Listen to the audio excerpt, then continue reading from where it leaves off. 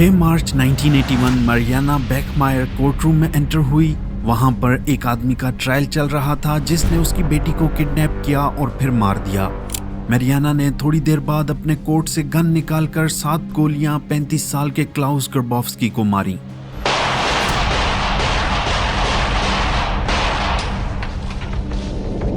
Grabovsky उसी वक्त scene पर मर गया और मरियाना को हर टीवी चैनल पर दिखाया जाने लगा।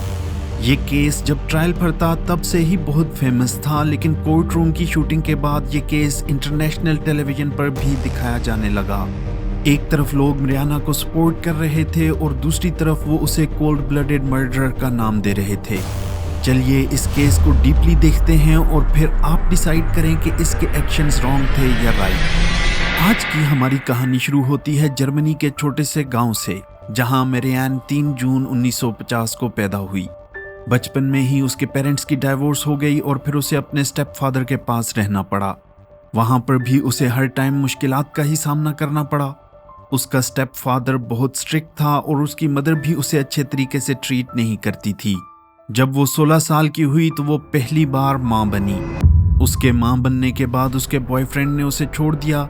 इस वजह से उसकी माँ ने उसे घर से भी निकाल दिया। वो अभी बहुत छोटी थी, इसलिए उसने अपना बेबी एडॉप्शन के लिए दे दिया।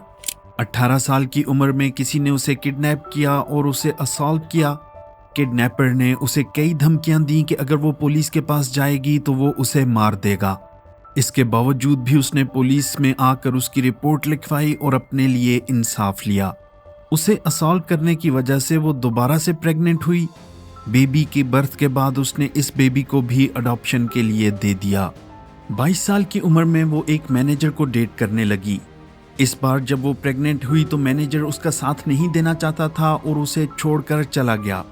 इस बार मरियाना ने डिसाइड किया कि वो अपना बच्चा अकेले ही पाल सकती है। इस बार उसकी प्यारी सी बेटी हुई जिसका नाम उसने एना रखा। वो उससे बहुत प्यार करती थी। मरियाना सिंगल मदर थी, इसलिए उसे कई जॉब्स करनी पड़ रही थी। वो पब में भी काम करती थी और कई बार एना को भी अपने साथ ले जाती।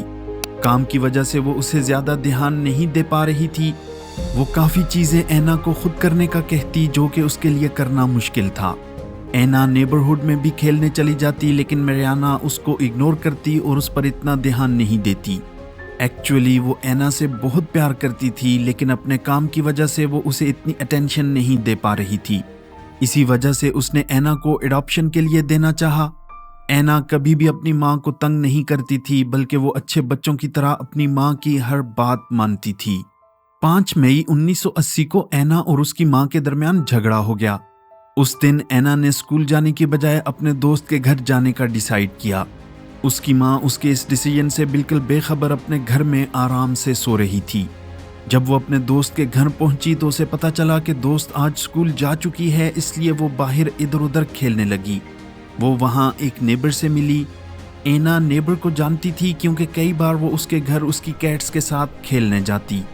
इस अननोन पर्सन ने एना को कैट्स के साथ खेलने के लिए घर में बुलाया। एना हंसती हुई उसके साथ चल पड़ी। दूसरी तरफ मरियाना को अभी तक इस बारे में कुछ भी पता नहीं था। वो शाम को लोकल न्यूज़पेपर के साथ फोटोशूट के लिए चली गई। जब वो उस शूट से वापस आई तो उसने देखा कि उसकी नन्ही बेटी घर पर नहीं है। वो उसे ढूंढने के लिए सबसे पूछने लगी। रात हो चुकी थी, लेकिन एना का कुछ भी पता न चला। वो फौरन पुलिस के पास गई और एना की मिसिंग रिपोर्ट लिखवाई। पुलिस भी उसे ढूंढने लगी, लेकिन उन्हें भी उसका कुछ पता न चला। अगले दिन दोपहर के बाद एक लड़की पुलिस स्टेशन आई और उसने बताया कि उसके फियांसे ने कन्फेस किया है कि उसने एक लड़की को मारा है। पुलिस ये न्यूज़ सुनने के फौरन बाद सीन पर पहुंची। वहां पहुंचने पर पता चला कि यह घर क्लाउस ग्रबोव्स्की का था। पुलिस ने घर को सर्च किया, लेकिन उन्हें ग्रबोव्स्की कहीं नहीं मिला। जब पुलिस बेसमेंट में पहुंची तो उनको वहां पर एक नोट मिला जो ग्रबोव्स्की ने लिखा था। इस नोट में उसने अपनी फियांसी से कहा कि वो शाम के बाद उसे बार में मिलेगा। वहां से ये भी पता चला कि उसने उस लड़की की बॉडी कार्डबोर्ड में डालकर दरिया के किनारे पर रखी हुई है। पुलिस ने वहां पहुंचकर बॉडी को रिकवर किया। एग्जामिन करने पर पता चला कि ये बॉडी 7 साल की एना की है। इसके बाद पुलिस उस बार में उससे पहले पहुंची और उसका वेट करने लगी। जैसे ही ग्रबोव्स्की एंटर हुआ, उन्होंने उसे अरेस्ट कर लिया। उससे इन्वेस्टिगेशन करने पर पता चला कि उसे ऐना गली में खेलती हुई मिली। वो उसे घर ले आया और उसे बेसमेंट में असॉल्ट किया। कई घंटे उसे वहां रखा और फिर उसे मार दिया। ग्रबोव्स्की की क्रिमिनल हिस्ट्री को निकाला गया तो उन्हें पता चला कि इस पर कई केसेस पहले भी चाइल्ड अब्यूज के लग चुके हैं। 1973 में उसने 6 साल की लड़की को असॉल्ट किया, जिस पर उसे जेल जाना पड़ा। 2 साल के बाद जब वो बाहर आया तो 1975 में उस पर दोबारा से चार्ज लगाया गया क्योंकि उसने 2 लड़कियों को असॉल्ट किया। जेल से दोबारा रिहा होने पर उसने फिर दोबारा से ऐना के साथ वैसा ही किया, लेकिन इस बार उसने उसका गला गोंद कर उसे मार दिया। ग्रबोव्स्की को साइकोलॉजिकल एवोल्यूशन के लिए भेज दिया गया। वहां से पता चला कि वो एबनॉर्मल है। इसके बाद उसे जेल जाने की बजाय ट्रीटमेंट फैसिलिटी में भेज दिया गया। बाद में 4 मार्च 1981 को उसका ट्रायल स्टार्ट हुआ। ग्रबोव्स्की ने बताया कि ऐना उसे सीड्यूस कर रही थी और वो उसे कह रही थी कि वो अपनी मां को बताएगी कि उसने उसे अब्यूज किया है अगर वो उसे पैसे नहीं देगा। इसलिए वो जेल नहीं जाना चाहता था, तो उसने डिसाइड किया कि वो ऐना को ही मार दे। ये सुनकर मैरियाना को बहुत गुस्सा आया और वो उसे कंट्रोल नहीं कर पा रही थी। ऑफ कोर्स ग्रबोव्स्की की ये एक्सप्लेनेशन झूठी है और वो खुद को बचाने के लिए सारा इल्जाम उस नन्ही सी बच्ची पर डाल रहा है। कोर्ट में मैरियाना को भी क्रिटिसाइज किया जाने लगा। कई लोगों का कहना था कि ऐना गलियों में ही खेल कूद कर बड़ी हुई और मैरियाना को उसकी कोई भी केयर नहीं थी। लोगों की बातें सुनकर मैरी का दिल टूट चुका था।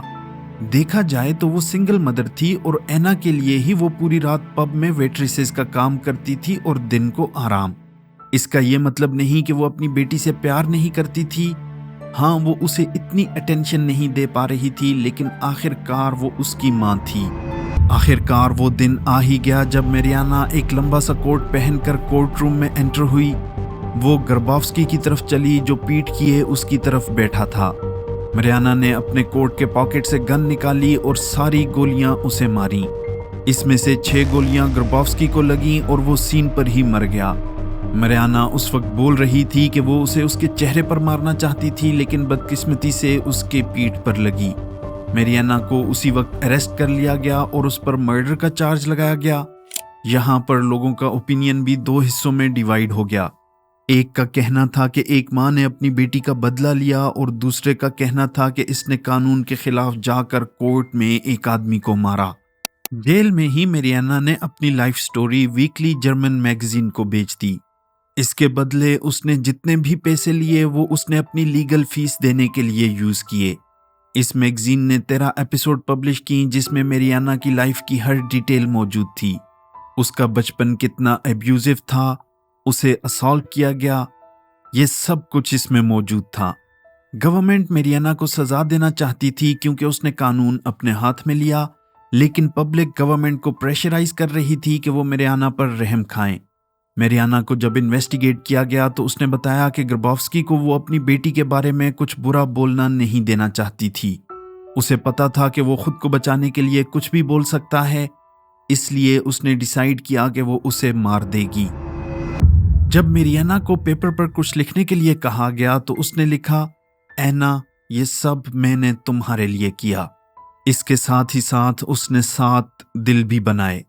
शायद उसने ये 7 दिल ऐना के लिए ही बनाए थे क्योंकि वो 7 साल की ही थी। मैरियाना का ट्रायल स्टार्ट किया गया। बहुत सारे लोग ये चाहते थे कि मैरियाना को सख्त से सख्त सजा हो। सारी चीज़ों को देखते हुए जज मैरियाना के फेवर में ही गया और उसे 6 साल की ही सज़ा सुनाई। ये सज़ा भी उसने पूरी नहीं की और उसे 3 साल के बाद रिहा कर दिया गया। 1996 में मैरियाना को पैंक्रियाटिक कैंसर के लिए डायग्नोज किया गया। 17 सितंबर 1996 को मैरियाना 46 साल की उम्र में दुनिया छोड़कर चली गई। उसकी ख्वाहिश थी कि उसे उसकी बेटी के पास ही दफन किया जाए। उसकी ये ख्वाहिश पूरी की गई और उसे भी ऐना के साथ दफना दिया गया। इतने साल गुजरने के बाद भी लोग अब तक 2 हिस्सों में डिवाइडेड हैं। कोई इसे कोल्ड ब्लडेड मर्डर कहता है और कोई उसे अपनी बेटी का बदला कहना कहता है। आप इस बारे में क्या कहना चाहेंगे? कमेंट में ज़रूर बताइएगा।